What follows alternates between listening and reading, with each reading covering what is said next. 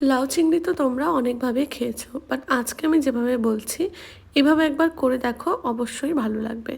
তো সবার প্রথমে কড়াইয়ে তেলটাকে গরম করে নিয়ে এখানে আমি চিংড়ি মাছগুলোকে ভেজে নেব। সাথে দিতে হবে নুন এবং হলুদ। আর বেশিক্ষণ ভাজতে হবে না, 5 থেকে 6 মিনিট ভাজলেই কিন্তু হয়ে যাবে। তারপর সেম তেলে এখানে আলুগুলোকে ভেজে নিলাম। আলুগুলোকে ডুমো ডুমো করে কেটে রেখেছিলাম, সেগুলোকেও একদম গোল্ডেন করে ভেজে নেওয়ার পর আলাদা পাত্রে তুলে রেখে দিলাম। তারপর কড়াইতে আরেকটু তেল দিয়ে সম্বারে দিলাম গোটা গরম মশলা, জিরে, কালো জিরে এবং কুচনো লঙ্কা। তো লঙ্কাটাকে কিছুক্ষণ ভালো করে ভেজে নিয়ে তারপর এখানে গ্রেট করে রাখা আদাটাকেও দিয়ে দিলাম, দিয়ে সমস্ত কিছুকে ভালো করে মিশিয়ে নিতে হবে। তারপর রেগুলার যেসব মশলা আমরা ইউজ করি সেগুলো দিয়ে দিলাম। নুন, হলুদ, জিরে গুঁড়ো, ধনে গুঁড়ো, কাশ্মীরি লাল মির্চ সমস্ত কিছু দিয়ে ভালো করে ভেজে নেওয়ার পর এখানে আমি লাউটা যে কেটে রেখেছিলাম লাউটাকে দিয়ে দিলাম। দিয়ে সমস্ত কিছুকে খুব ভালো করে মিশিয়ে নিতে হবে। তারপর এখানে এই লাউটাকে সেদ্ধ হওয়ার জন্য পরিমাণ মতন জল দিয়ে এটাকে ঢেকে রাখলাম।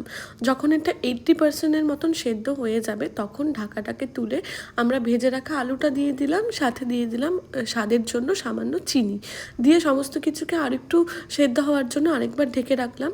তারপর ঢাকা তুলে এখানে মাছগুলো দিয়ে দিলাম।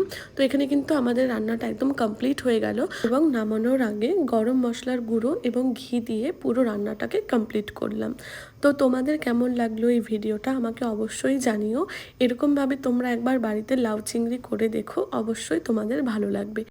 দেখা হচ্ছে একটা নেক্সট ভিডিওতে, ততক্ষণ সবাই খুব ভালো থেকো। টাটা।